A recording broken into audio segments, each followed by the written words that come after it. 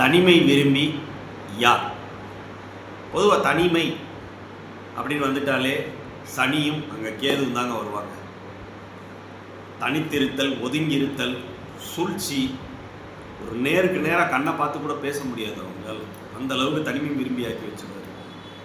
சனி லக்னத்தோட ஸ்ட்ராங்காக சம்மந்தப்படும் போது, லக்னத்தில் இருந்தாலோ இல்லை லக்னத்தை பார்த்தாலோ,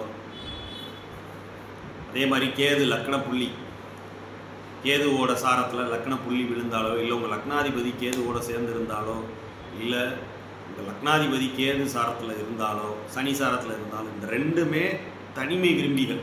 அதாவது சனியும் கேதுவும்